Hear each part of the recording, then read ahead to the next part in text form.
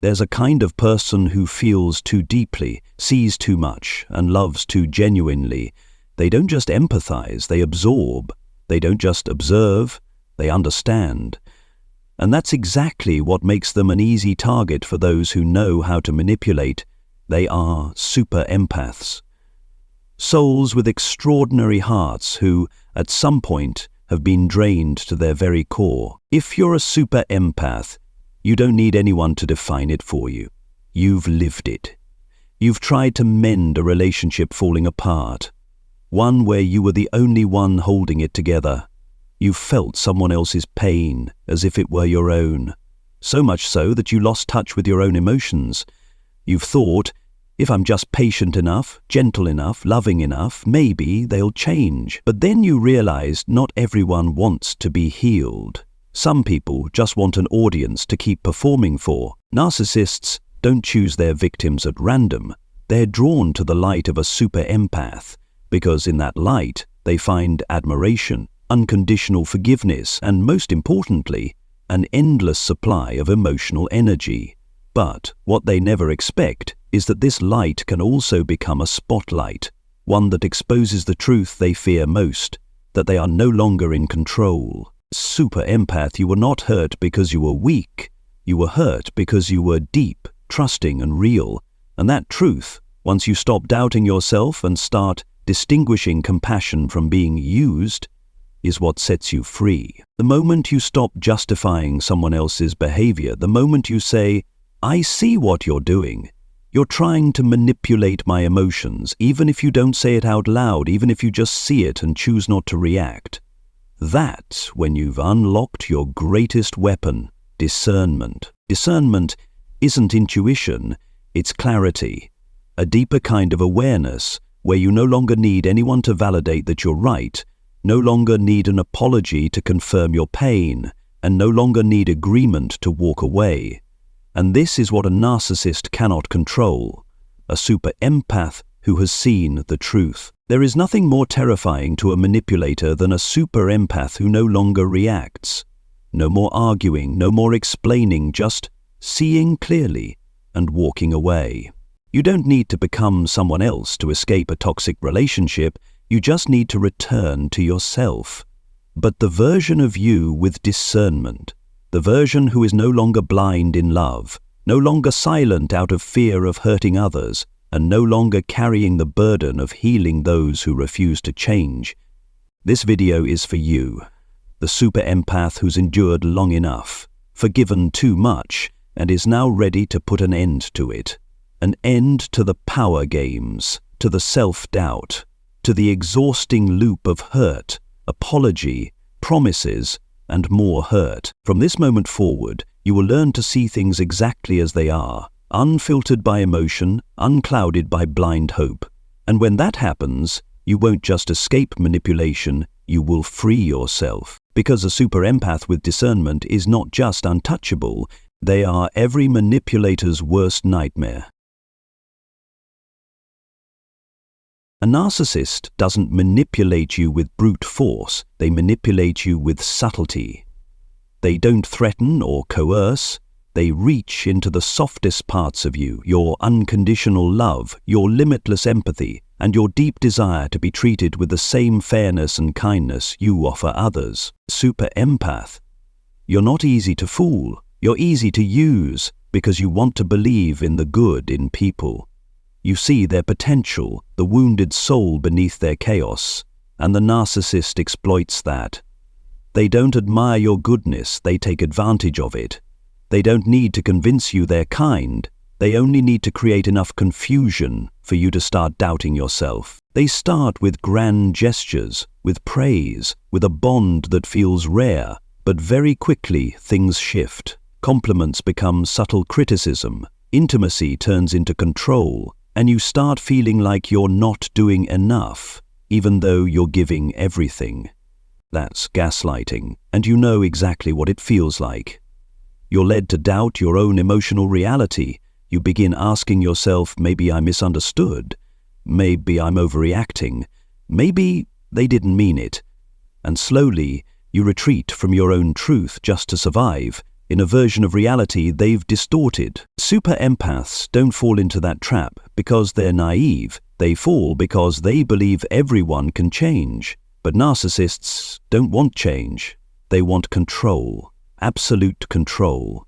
They use words to erase your inner experience. They convince you that if something feels wrong, the problem must be you. So you try harder, not to be loved, but just to make the tension stop, even though they are the ones creating it. But what they never expect is this: super empaths don't stay forever. There comes a moment when you lift your head from the chaos and realize, I'm not crazy, I'm not weak, I'm not the problem, I'm being manipulated. And that moment, that clarity, is when their power begins to fall apart. Narcissists can deceive someone still seeking approval, but they cannot manipulate a super empath who has awakened. When discernment arrives, it doesn't roar.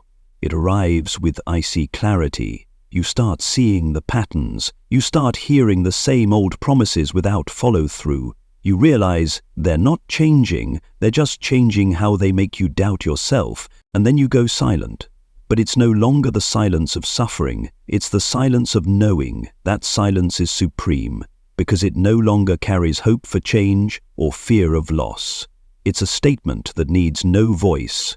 I see you, and am not playing your game anymore. Super empath, discernment makes you the one thing a narcissist cannot handle. They know how to provoke a reaction just to twist it into guilt.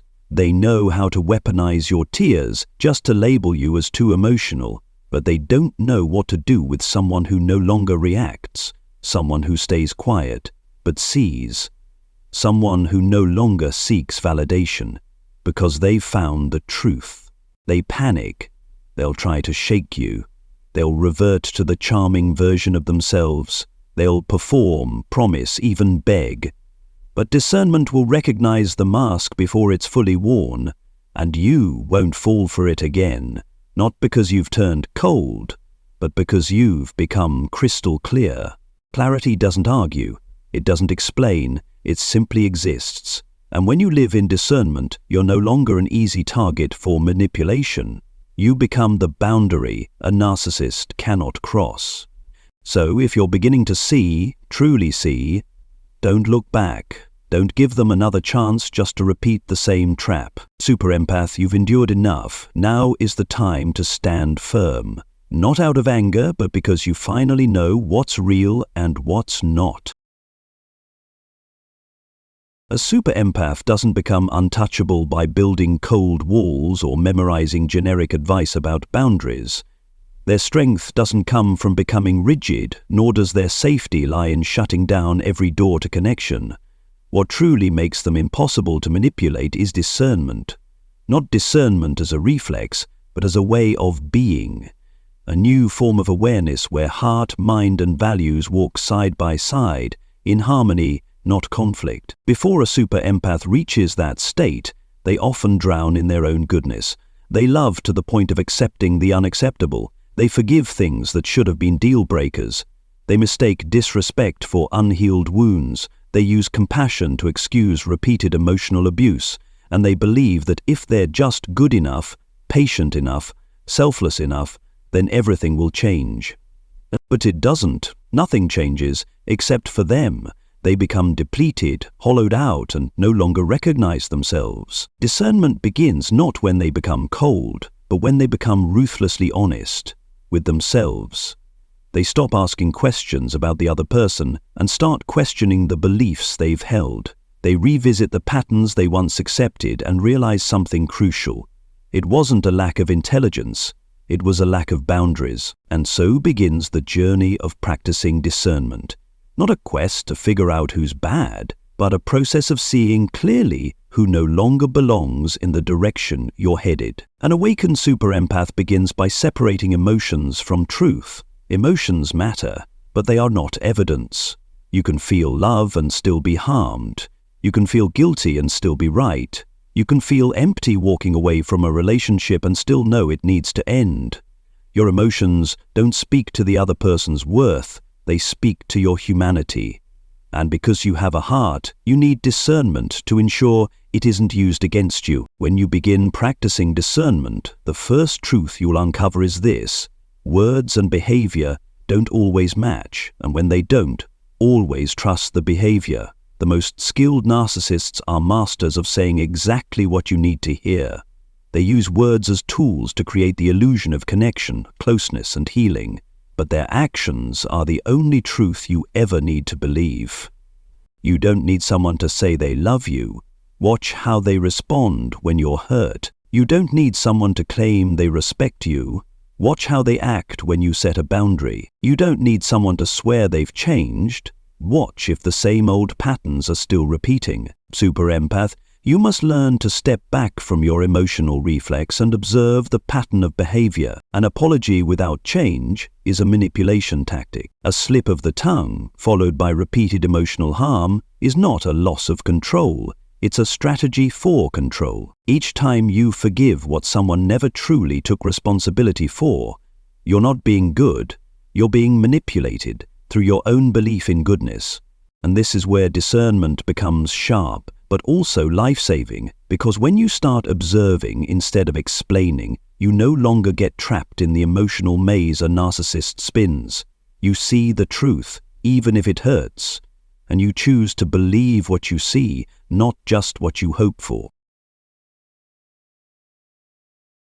A super empath doesn't embark on the journey of developing discernment to become indifferent, but to become someone who no longer needs to be rescued, someone who no longer feels pressured to forgive, no longer feels tied to the responsibility of carrying others' emotional burdens, and no longer gets pulled into the need to fix someone as a way to validate their own worth.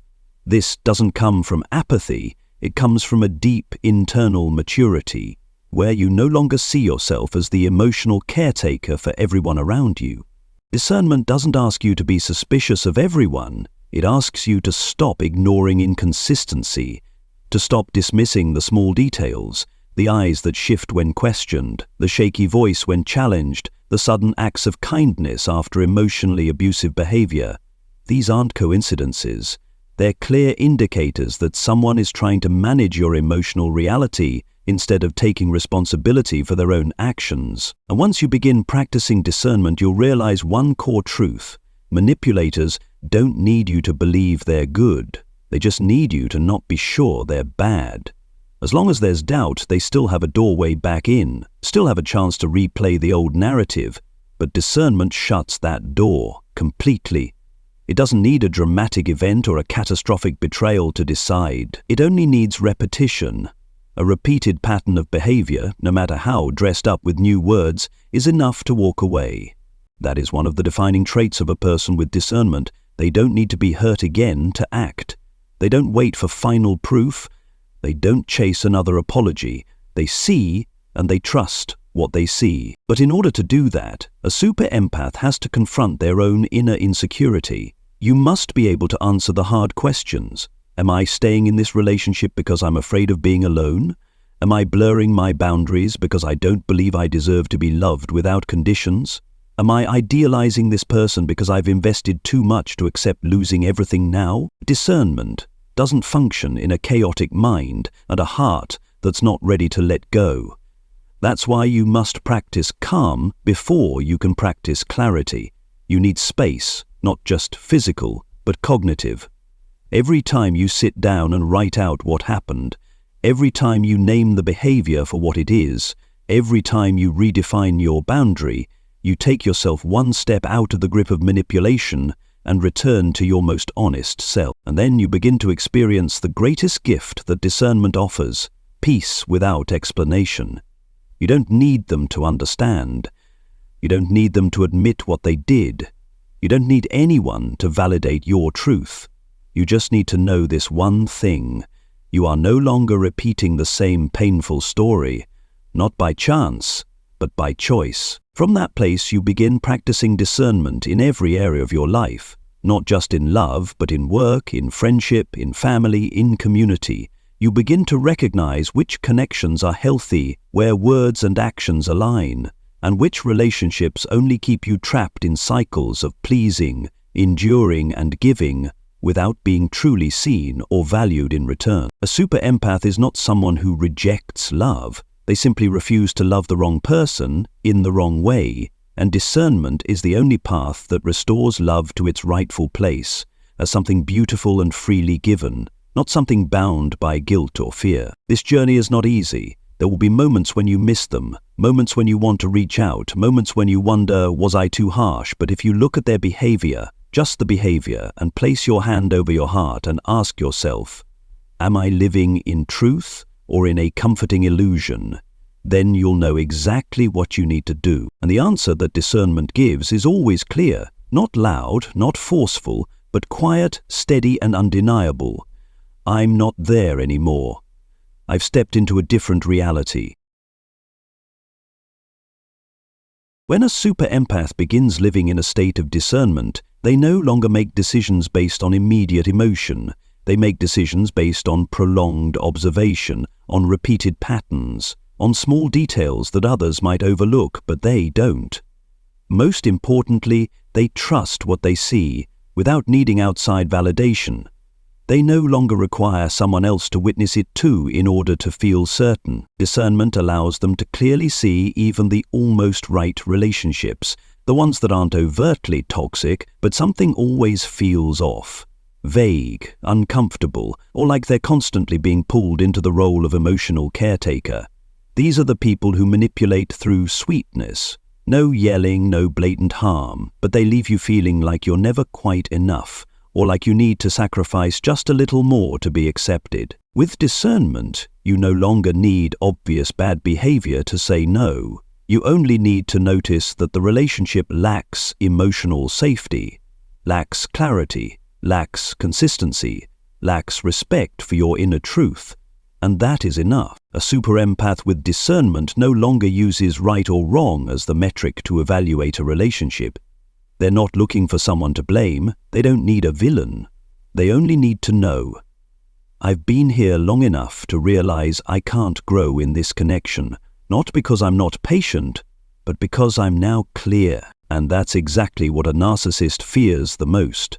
Not your anger, not your rebellion, but your absence, your quiet withdrawal, without drama, without the need to explain. When you stop reacting, stop needing to be understood, stop trying to clarify, you reclaim your power completely, because you're no longer participating in the show they've scripted. At this point, discernment is no longer just a skill to spot manipulation. It becomes a solid state of being, where you know who's who, even before they finish a sentence, where you don't need a long timeline to detect red flags, where you don't need to react. You simply choose. A super empath no longer wastes energy explaining why they're leaving. They don't need a reconciliation script. They don't need closure. They don't need a final conversation, because discernment has already provided closure internally. And when your inner world is clear, you no longer need external permission. You don't need the other person's confirmation. You don't need an audience for your decision. You just walk away as someone who already understands everything. And the beautiful thing is, discernment doesn't make you numb. It makes you sharp. You don't lose your compassion. You learn where it belongs. You don't lose your ability to love. You learn to love with awareness. You don't lose your faith. You simply realize that faith should never be given to someone who repeatedly wounds you. From here, you begin to live with a new kind of confidence, one that doesn't come from appearance or control, but from knowing you can protect yourself through the clarity of your own spirit.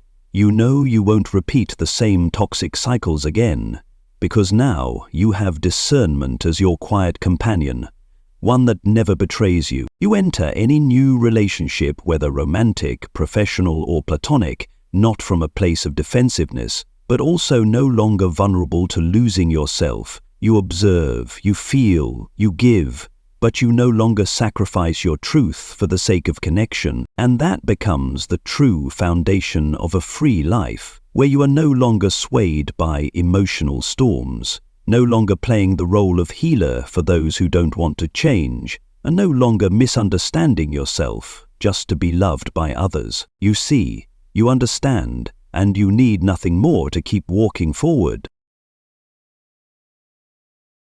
When discernment becomes a part of you, you start to realize that change doesn't only come from the big, life-altering decisions, but from the small, quiet choices you make each day. You choose not to respond immediately to a message that unsettles you. You choose not to accept an invitation from someone who once hurt you and has never truly changed. You choose to sit with the discomfort of loneliness rather than run back to someone just to fill the silence. And it's these small, repeated choices that begin to build the new version of you. A super empath with discernment doesn't need to be on high alert in every interaction. They don't live with paranoia or remain haunted by the past. They don't anxiously overanalyze every action of others. Because discernment isn't anxiety, it's calm, grounded awareness. It's the quiet knowing that you don't need to chase anything or control anyone. Because you trust yourself to walk away the moment something no longer feels true to who you are. You'll notice that once discernment becomes part of your daily lens, you stop trying to sync with people who have no real intention of connecting. You no longer need them to fully understand you. You don't need deep empathy from everyone. You simply ask yourself, does their presence make you bloom or does it make you shrink? And from that question you choose, not from emotion, but from inner truth. This doesn't make you cold or closed off. On the contrary, it makes you someone capable of connecting deeply without losing yourself. You can love someone without needing them to fill a void.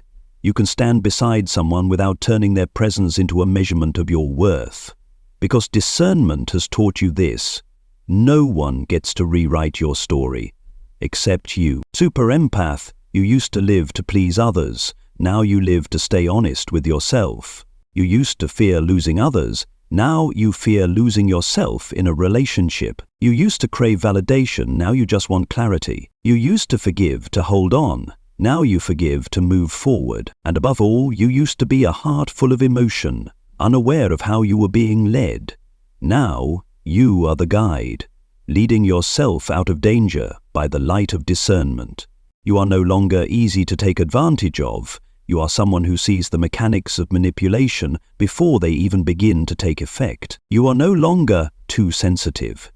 You are someone with a depth of perception strong enough to read the imbalance in others and the wisdom not to absorb it as your own. You are no longer someone who needs others to change in order to feel safe. You are someone who can maintain inner safety and walk away when respect is no longer present. That's not defensiveness. That's true freedom. And finally, the most beautiful gift that discernment brings isn't just the ability to walk away from what's toxic, but the ability to recognize and embrace what is healthy. You start to breathe easier around simplicity. You cherish the clear, peaceful, and mutual connections that need no defense, no over-explaining. You know how to enter a new relationship not out of emptiness, but because it feels genuinely worthy. You're no longer living to fix the past, but to build an honest present. You're no longer asking, will I get hurt again? Because now you carry a quiet, unshakable weapon, the ability to see clearly without reacting blindly. And deep in your soul you know this. A person with discernment doesn't need to win against anyone. They just need to never lose themselves again.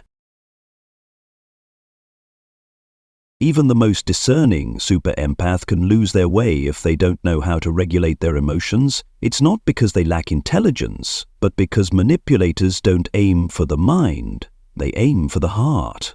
They know how to soften you. They know when to show up with a sorrowful look, when to send a regretful message, when to bring up an old memory that makes your chest tighten.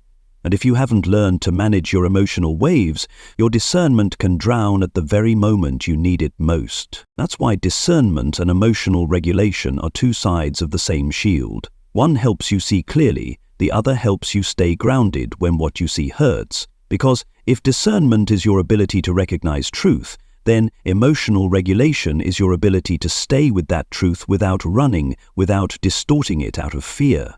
A super empath is constantly pulled between two emotional forces, their deep compassion for others and their honesty with themselves. And sometimes that compassion becomes so strong, it causes them to betray themselves without even realizing it.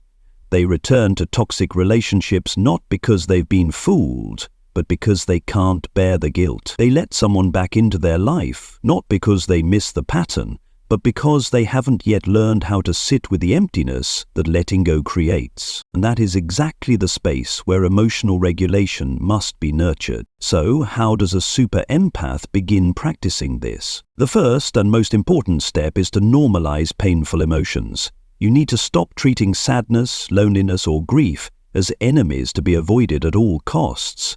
These emotions aren't dangerous. What's dangerous is running from them, straight back into what hurt you before. You must learn to see emotions as waves. They rise, they crest, and they fall. And your only task is not to be swept away by them. Practice sitting with your emotions. No analyzing, no resisting, no fixing. Just sit. Write down what you're feeling, not to understand it, but to breathe through it. Every time you sit with a feeling instead of reacting to it, you're sending a message upstream to your brain: I'm safe. I don't need to rush. I can handle this. The second step is learning to separate emotion from action. One of the biggest mistakes super empaths make is acting in the middle of an emotional storm. When you feel compassion, you text. When you feel guilty, you schedule a meeting. When you feel afraid, you try to control. But emotional regulation teaches the opposite. The best decisions come from emotional balance. And this isn't just a theory, it's a biological truth of a mature mind. Try this. Whenever a strong emotion arises, write down what you feel compelled to do and delay it for 24 hours. After 24 hours, come back and ask yourself, do I still feel this is necessary? That delay creates the space where discernment comes alive. It's the moment when you can see clearly, is this the truth, or is this fear trying to drag you back into an old pattern? The third step is building an external emotional balance system. Emotional stability isn't something you grit your teeth and power through. It's the result of having support at the right time. Choose a friend or space where you can go when your emotions surge, not for advice, but simply to be heard and held.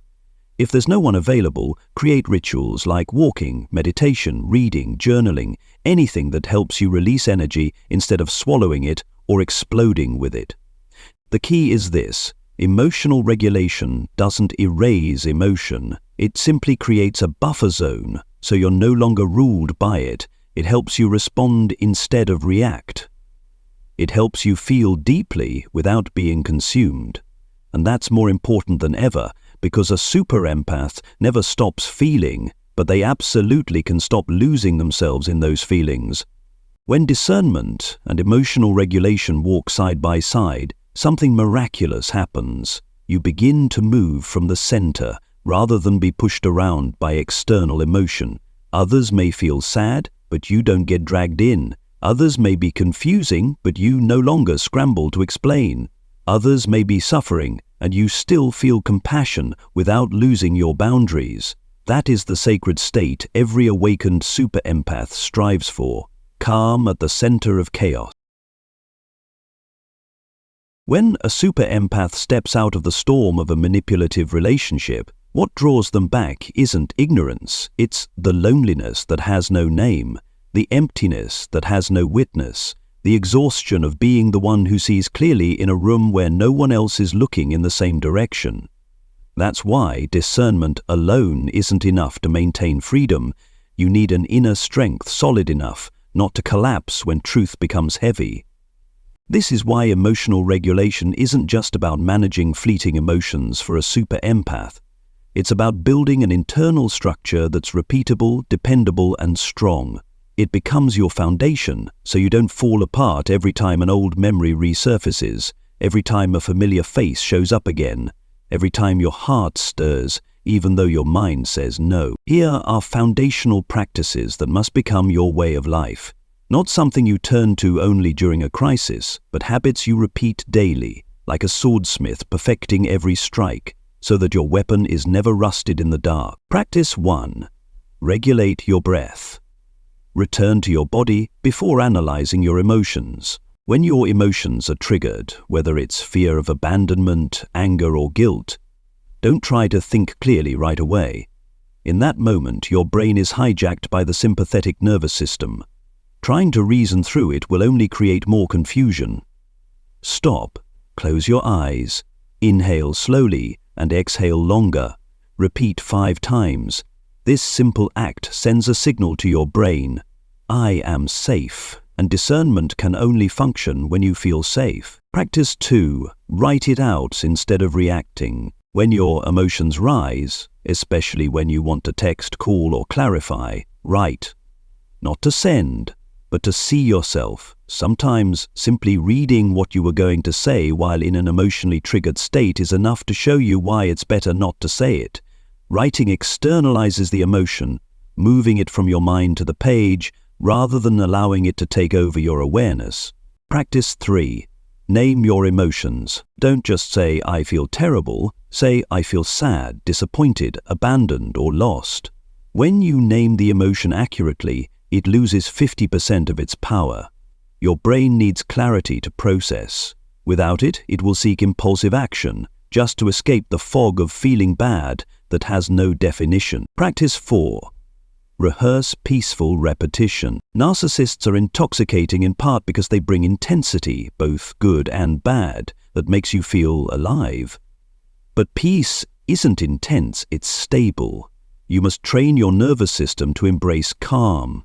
Wake up at regular times, eat consistently, do light exercise, take evening walks.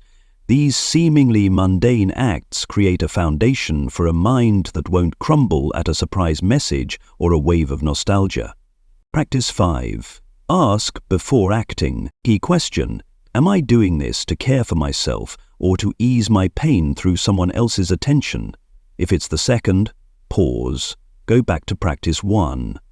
A grounded super empath doesn't let emotions steer the wheel. They let clarity hold the compass. Ultimately, when you live in both discernment and emotional regulation, you don't just avoid manipulation, you become someone who loves without fear of loss, forgives without being exploited, and empathizes without dissolving into others.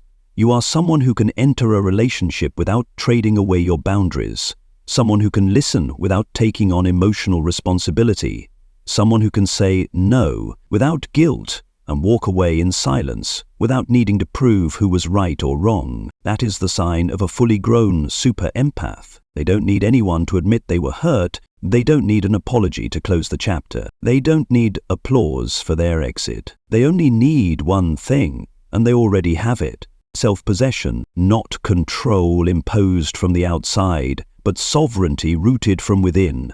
A heart that still feels, but is not easily swayed. A mind that can witness, but is not easily shaken. A soul that once loved deeply, but now loves selectively, with limits, and never at the cost of itself for someone who doesn't want to be saved. They are not hardened, they are not closed off, they simply know the limits of what is truly worthy of them, and that is the foundation for lasting freedom, the kind no manipulator can ever touch.